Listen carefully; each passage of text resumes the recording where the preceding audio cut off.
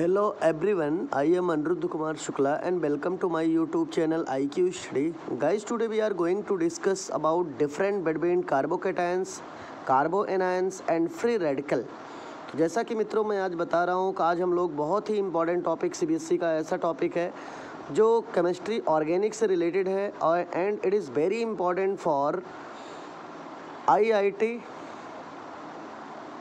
NEET and for class 12th standard.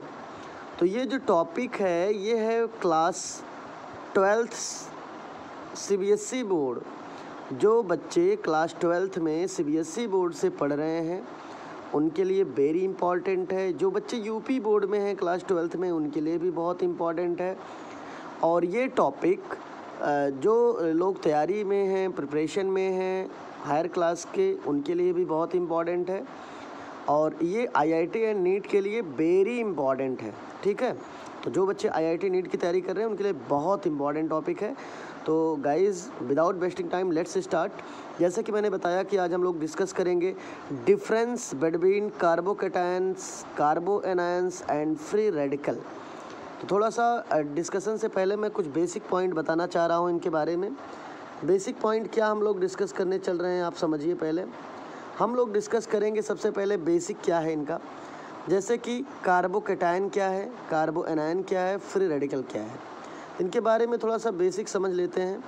जैसे carbocation के बारे में पहले समझते हैं। कार्बो का मतलब कार्बन और कैटायन का मतलब होता है पॉजिटिव चार्ज वाला, ठीक है। तो कैटायन मीन्स ही होता है पॉजिटिव चार्ज। तो आपको कंफ्यूज नहीं होना है, एकदम बेहिचक बताइए। कार्बो मीन्स कार्बन और कैटायन का मतलब हुआ पॉजिटिव चार्ज। तो कार्बन के ऊपर पॉजिटिव चार्ज लगा हो तो इसे ही कहते हैं कार्बोकैटायन ग्रुप या कार्बोकैटायन स्पीशीज। किसी भी ऑर्गेनिक आयन में C+ लगा है तो जान लीजिए वो कार्बोकैटायनिक स्पीशीज है। तो आपको ये पहला कार्बोकैटायन समझ में आ गया। अब हम एक काम करते हैं, कार्बोएनायन समझते हैं। कार्बोएनायन ऐसा सिमिलरली एकदम कार्बोकैटायन की तरह ये भी है, थोड़ा सा साइन का चेंज है। जैसे कार्बोकैटायन में कहता है कार्बो मतलब कार्बन हुआ, कैटायन मीन्स पॉजिटिव चार्ज। तो कार्बोकैटायन मीन्स कार्बन के ऐसा कोई ऑर्गेनिक आयन जिसमें कार्बन के ऊपर पॉजिटिव चार्ज हो वही है कार्बोकैटायन। कन्फर्म हो गया। अब हम कार्बोएनायन के बारे में देखते हैं। कार्बो का मतलब यहाँ पे हुआ फिर कार्बन और एनायन मीन्स होता है नेगेटिव चार्ज वाला। तो कैटायन मीन्स पॉजिटिव चार्ज वाला, एनायन मीन्स नेगेटिव चार्ज वाला। तो यहाँ समझते रहिएगा अच्छे से। तो कार्बोएनायन मीन्स हुआ carbo means carbon, anion means negative charge वाला। तो ऐसा कोई ऑर्गेनिक आयन जिसमें कार्बन के ऊपर नेगेटिव चार्ज हो वो हमारा कहलाएगा कार्बोएनायन। दो समझ में आ गया। तीसरा देख लेते हैं, फ्री रेडिकल क्या है। फ्री रेडिकल मीन्स होता है ऐसा कोई ऑर्गेनिक कंपाउंड जो न्यूट्रल फॉर्म में हो। बात समझते रहिएगा अच्छे से। ऐसा कोई ऑर्गेनिक कंपाउंड जो न्यूट्रल फॉर्म में हो, it means those organic compound which do not have any charge, ठीक है, but which have one radical. तो मैं फिर समझाना चाह रहा हूँ, ऐसा कोई ऑर्गेनिक कंपाउंड जिसमें कार्बन के ऊपर एक डाट हो, ठीक है। या कंडीशन ये है कि फ्री रेडिकल में कोई ज़रूरी नहीं है कि कार्बन के ऊपर ही डाट हो, ये हाइड्रोजन के ऊपर भी डाट हो सकता है, ठीक है। कोई भी एलिमेंट हो जिसके ऊपर एक डाट लग सकता है। तो जो डाट लगता है उसे सिंगल डाट को कहते हैं फ्री रेडिकल, ठीक है। और किसी एटम के ऊपर दो डाट हो गया तो ये लोन पेयर इलेक्ट्रॉन हुआ। या कहीं पर अगर जैसे शेयर्ड पेयर इलेक्ट्रॉन किसी के ऊपर आता है तो माइनस चार्ज होता है, तो माइनस चार्ज में भी दो ही इलेक्ट्रॉन होते हैं।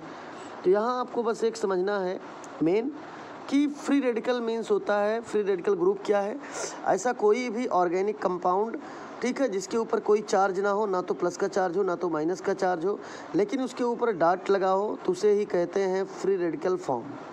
तो आई होप आपको ये अच्छे से क्लियर हो गया होगा बेसिक इनके बारे में।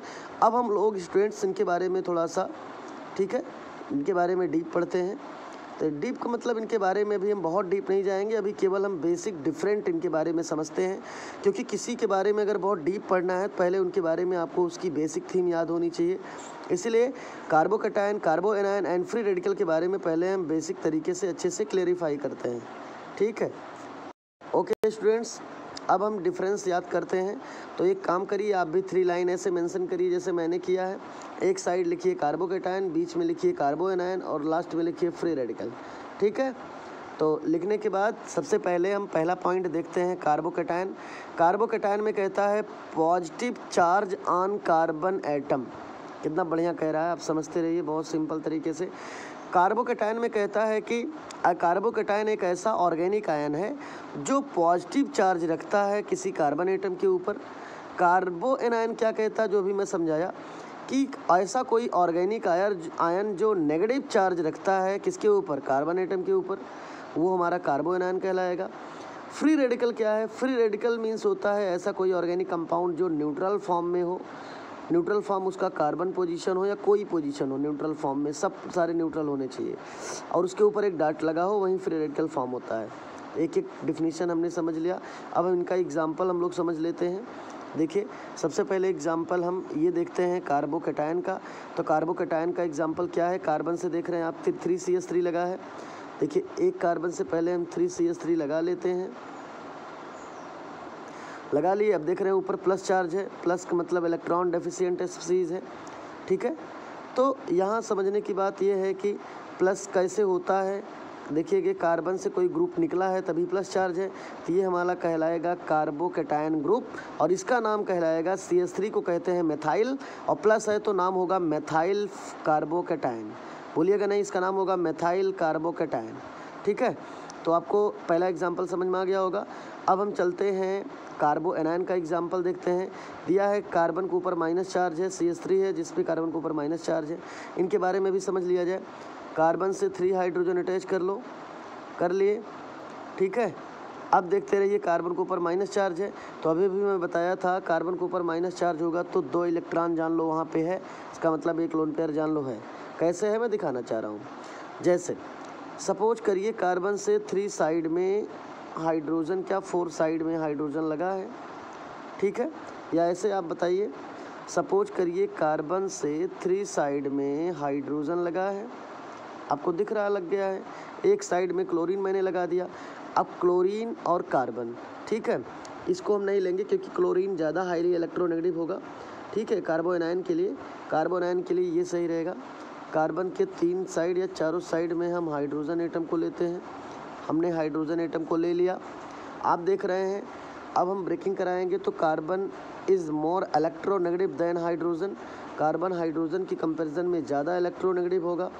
तो आपको मालूम है ज़्यादा इलेक्ट्रोनेगेटिव होगा, बीच में बॉन्ड जो है एक इलेक्ट्रॉन यहाँ पे हाइड्रोजन का है और एक इलेक्ट्रॉन कार्बन का है। इसके बाद आपको ये समझना है स्टूडेंट्स कि जब कार्बन ज़्यादा इलेक्ट्रोनेगेटिव होगा तो कार्बन दोनों शेयर्ड पेड इलेक्ट्रॉन को क्या करेगा, गेन कर लेगा। और जैसे carbon shared paid electron gain करेगा वैसे कार्बन के ऊपर एक माइनस चार्ज आएगा और हाइड्रोजन के ऊपर एक पॉजिटिव चार्ज आएगा। अब यहाँ समझने की बात है, अब देखिए माइनस चार्ज आया तो इलेक्ट्रॉन कितने हो गए, 2 इलेक्ट्रॉन। कैसे, एक हाइड्रोजन का और एक कार्बन का, तो ये दोनों इलेक्ट्रॉन आए तभी तो माइनस चार्ज हुआ इसके ऊपर। इसका मतलब एक माइनस में कितने इलेक्ट्रॉन हो गए, 2। यही आपको समझना था। ठीक है, तो CH3 के ऊपर एक माइनस है, इसका नाम है कार्बो एनायन। अगला है CH3 के ऊपर एक डॉट है जिसको कहते हैं मेथाइल फ्री रेडिकल, और इसको हम बोलते हैं मेथाइल कार्बो एनायन। इसको कहेंगे मेथाइल कार्बोकैटायन, इसको कहेंगे मेथाइल कार्बो एनायन, इसको कहेंगे मेथाइल फ्री रेडिकल। तो मेथाइल फ्री रेडिकल बोलते हैं, तो देखो कैसे बोलते हैं, यही समझना है। CH3 है, 3 साइड में CH3 लगा हुआ है और आपको मालूम है कि एक इलेक्ट्रॉन है, एक इलेक्ट्रॉन मीन्स इसका नाम हुआ फ्री रेडिकल फॉर्म, तो नाम है मेथाइल फ्री रेडिकल। तो आई होप गाइज आपको ये अच्छे से क्लियर हो गया होगा। हम चलते हैं अगले पर। थोड़ा सा आपको दिख रहा है गाइज, आप देख रहे हैं दूसरा पॉइंट है कि कार्बोकैटायन इज़ अ इलेक्ट्रोफाइल। इसका मतलब कार्बोकैटायन एक इलेक्ट्रोफाइल नेचर में होता है या इलेक्ट्रोफाइल ग्रुप होता है। इलेक्ट्रोफाइल न्यूक्लियोफाइल का मतलब आपको देख के समझ में आ रहा होगा। इलेक्ट्रोफाइल का मतलब ऐसा कोई भी ग्रुप जिसके ऊपर पॉजिटिव चार्ज हो वो इलेक्ट्रोफाइल ग्रुप हुआ। न्यूक्लियो मतलब निगेटिव। ट्रिक से देखो, देख के आपको आंसर आना चाहिए यार। कह रहा है न्यूक्लियोफाइल, न्यूक्लियो का मतलब निगेटिव चार्ज वाला या निगेटिव ग्रुप वाला, तो इलेक्ट्रो का मतलब पॉजिटिव ग्रुप वाला। तो ऐसा कोई भी एलिमेंट जिसके ऊपर पॉजिटिव चार्ज होगा वो इलेक्ट्रोफिलिक स्पीसीज होगा, और जिसके ऊपर माइनस चार्ज होगा वो न्यूक्लियोफिलिक स्पीसीज होगा। ठीक है, तो आपको ये भूलना नहीं चाहिए। इलेक्ट्रोफाइल नेचर क्या होता है? जो इलेक्ट्रॉन लूज करने की टेंडेंसी रखता है वो इलेक्ट्रोफाइल नेचर का होता है। फिर समझिए, जो इलेक्ट्रॉन लूज करने की टेंडेंसी रखता हो या लूज करता हो वही इलेक्ट्रोफाइल नेचर में होता है। जो इलेक्ट्रॉन को एक्सेप्ट करने की टेंडेंसी रखता हो, एक्सेप्ट किया हो, वही न्यूक्लियोफाइल ग्रुप होता है। ठीक है, तो ये आपको अच्छे से समझ में आ गया होगा। तो ये कह रहा है स्टूडेंट्स कि जो कार्बोकैटायन होता है वह एक इलेक्ट्रोफाइल ग्रुप होता है, इलेक्ट्रोफिलिक नेचर में होता है। अगला कह रहा है कि जो कार्बोकैटायन होता है वो न्यूक्लियोफाइल होता है या न्यूक्लियोफिलिक नेचर में होता है। लास्ट में जो फ्री रेडिकल होता है, फ्री रेडिकल भी इलेक्ट्रोफाइल नेचर में होता है। इट मीन्स फ्री रेडिकल भी इलेक्ट्रोफिलिक्स नेचर में होता है या इलेक्ट्रोफाइल नेचर में होता है। इसका मतलब इलेक्ट्रॉन डोनेट करने की टेंडेंसी रखता है। तो गाइज़ ये पॉइंट भी आपको अच्छे से क्लियर हो गया होगा। अब हम चलते हैं थर्ड डिफरेंस पे तीनों के बारे में। थर्ड है कार्बोकैटायन में। कार्बोकैटायन कहता है जिसके ऊपर कार्बोकैटायन का मतलब जिसके ऊपर पॉजिटिव चार्ज हो। तो वही कह रहा है कि कार्बोकैटायन एक लेविस एसिड के रूप में बिहेव करता है और कार्बो एनायन एक लेविस बेस के रूप में बिहेव करता है। और जो फ्री रेडिकल होता है वो क्रॉस्ड में बिहेव करता है। क्रॉस्ड का मतलब ये होता है स्टूडेंट्स कि जो फ्री रेडिकल कंपाउंड होते हैं वह लेविस एसिड या लेविस बेस दोनों के रूप में बिहेव कर सकते हैं। तो लेविस एसिड के रूप में भी बिहेव कर सकता है, लेविस बेस के रूप में भी बिहेव कर सकता है। ठीक है, इसका मतलब ये एक टाइप का एम्फोटेरिक नेचर में भी होता है। तो आपको गाइज ये भी क्लियर हो गया होगा, लेकिन अभी आपको एक चीज़ ये नहीं क्लियर होगा कि लेविस एसिड या लेविस बेस होता क्या है। मैं इसके बारे में थोड़ा आपको बता दूं। लेविस एसिड क्या है पहले आप समझ लीजिए। लेविस एसिड और बेस, ठीक है। तो लेविस एसिड क्या है देखिएगा, acceptor of lone pair of electron.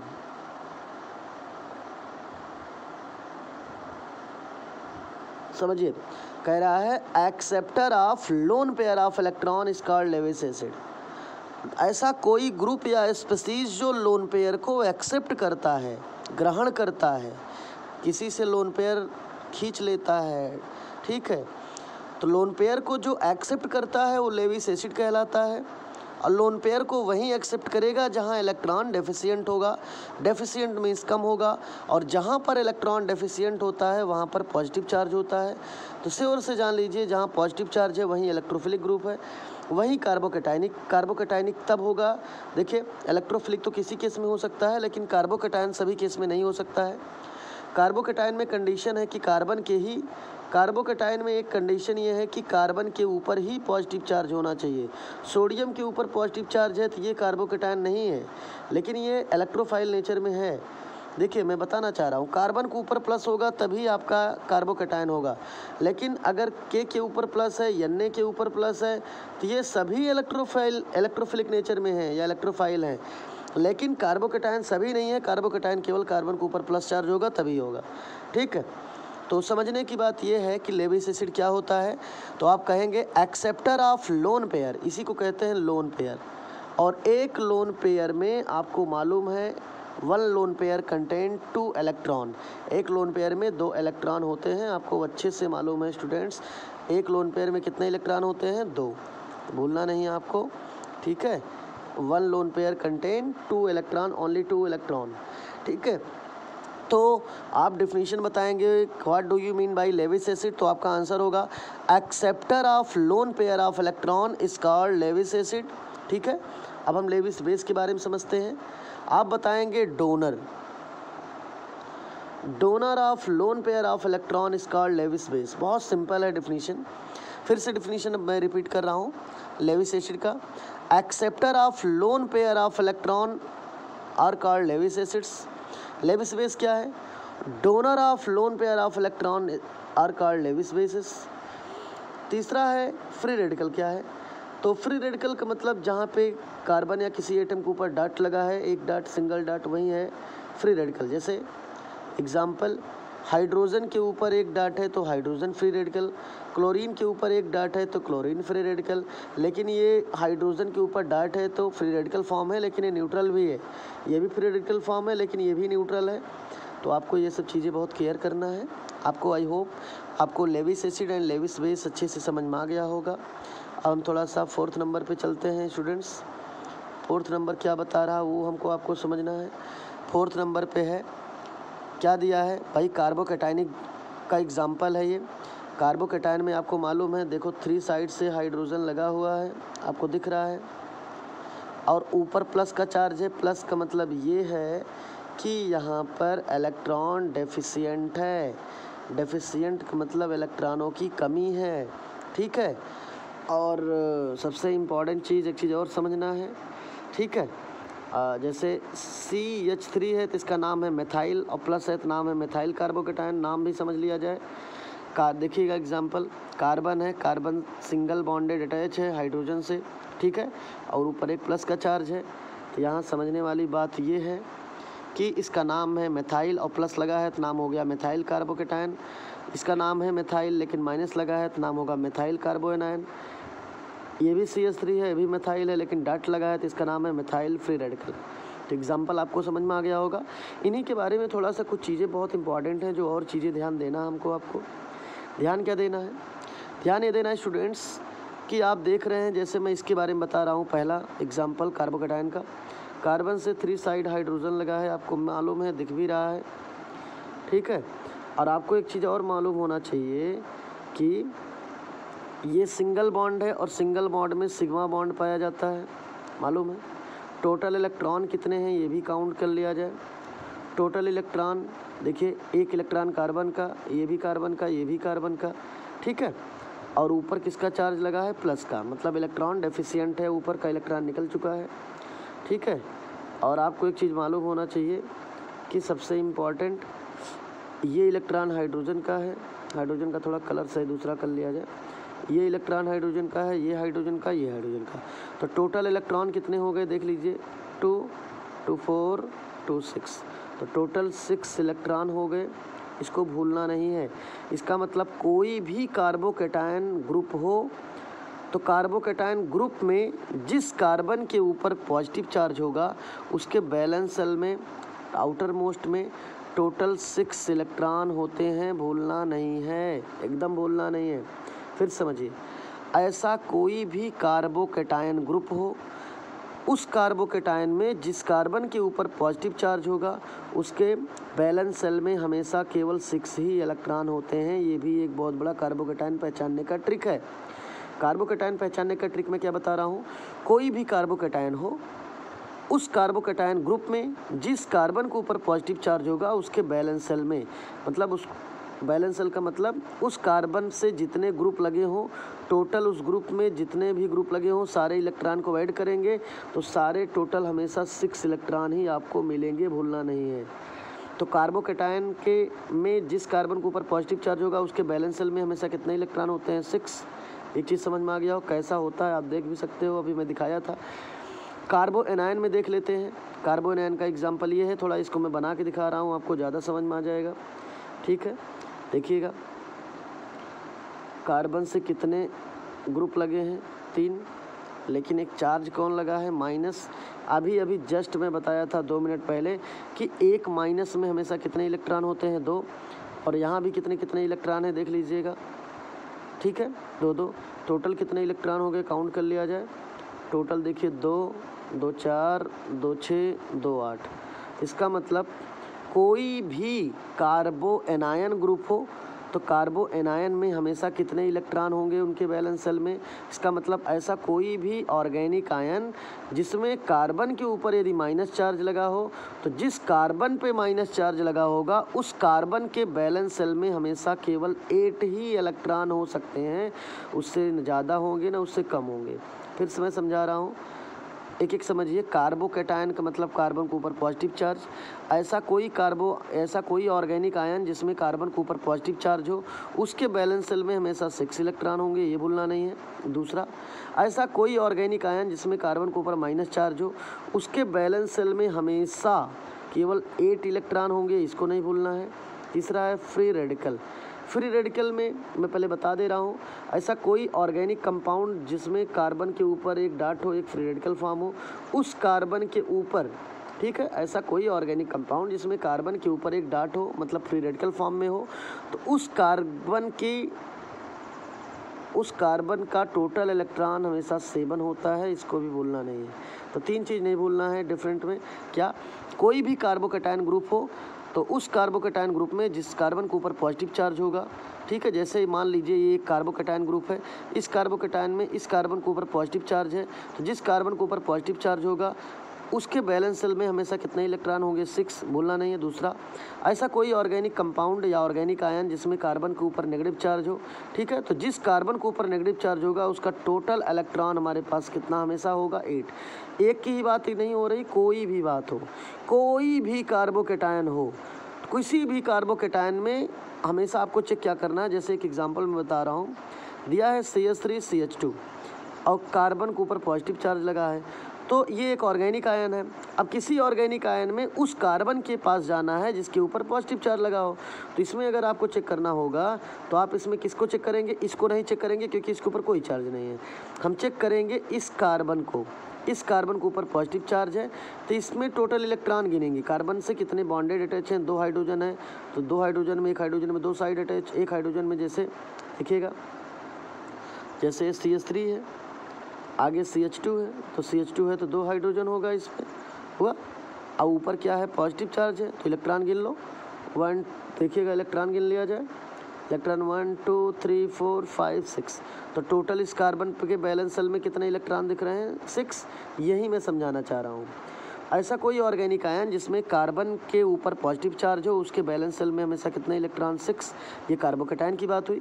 Carbon ion में क्या होगा? गिन लो, इलेक्ट्रॉन 1 2 3 4 5 6 और 2 ऊपर हो जाएंगे, एक माइनस में 2 इलेक्ट्रॉन, 8 इलेक्ट्रॉन। तो ऐसा कोई भी कार्बोएनायन ग्रुप हो जिसके ऊपर ऐसा कोई भी कार्बोएनायन ग्रुप हो जिसमें आपको उस कार्बन के पास जाना है जिसके ऊपर नेगेटिव चार्ज हो, तो उस कार्बन के बैलेंस शेल में हमेशा 8 इलेक्ट्रॉन होगा, ठीक है।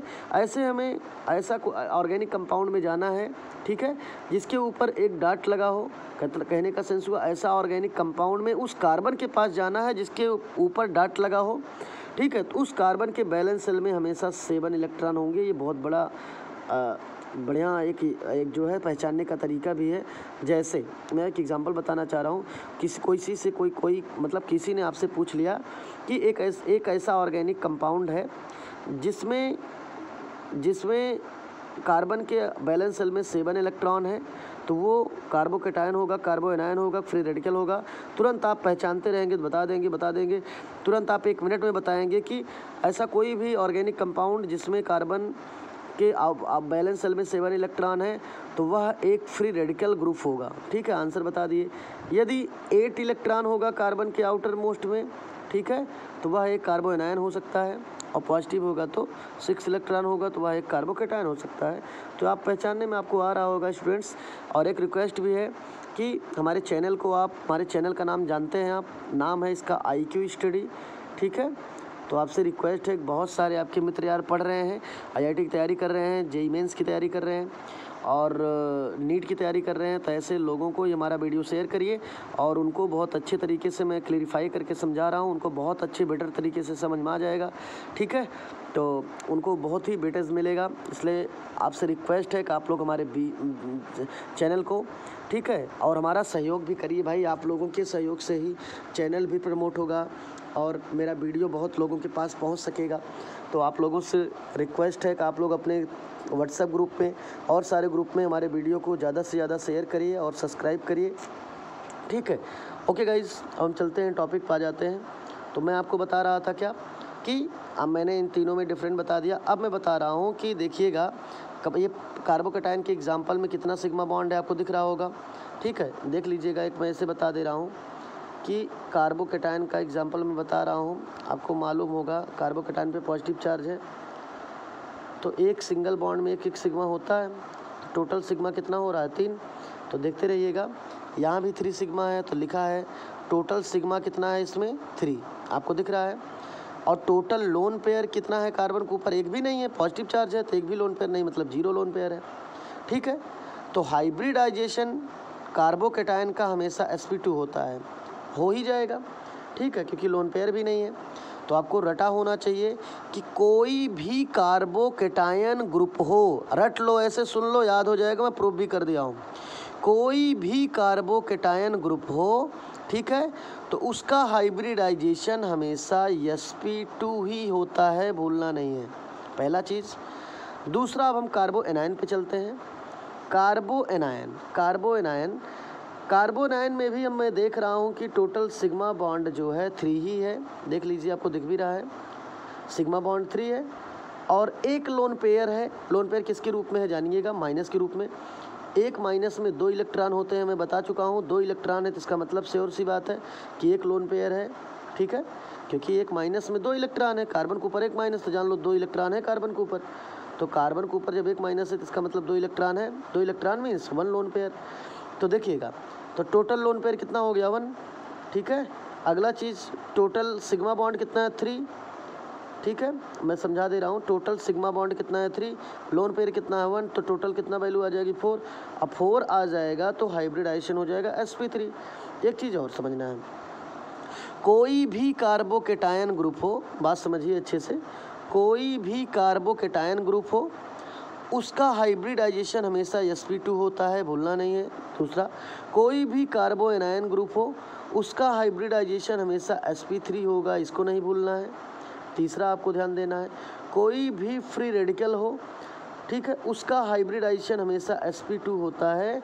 sp2 इसलिए होता है क्योंकि लोन पेयर नहीं होता है, लोन पेयर ना होने के कारण ये इसका जो है ऑक्टेट कंप्लीट नहीं दिखता है। ठीक है, जिसकी वजह से sp2 हाइब्रिडाइजेशन शो करता है ये।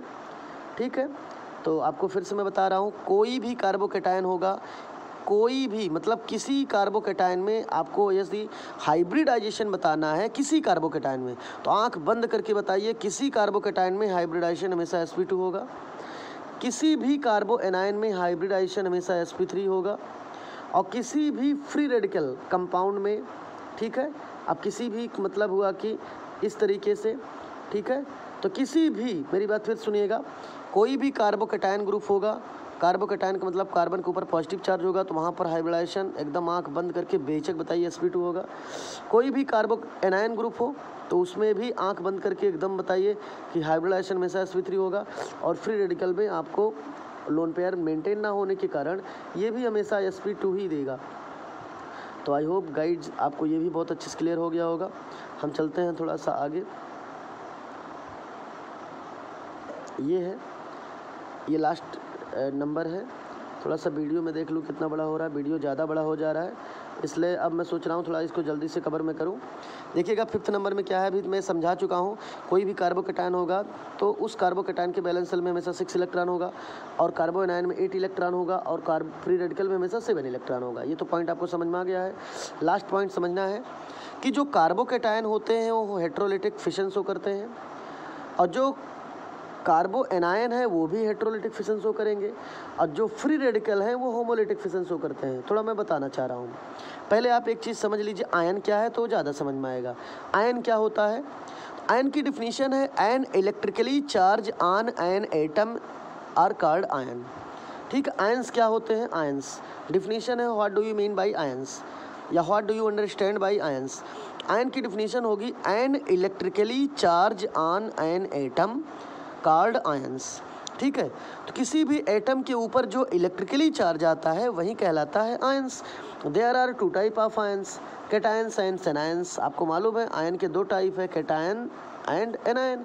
कैटायन मीन्स पॉजिटिव चार्ज और एनायन मीन्स नेगेटिव चार्ज। ठीक है, तो ये समझना है। हेट्रोलिटिक फिशन क्या है ये समझिएगा। कभी भी हेट्रोलिटिक फिशन के बारे में थोड़ा पहले समझ लिया जाए।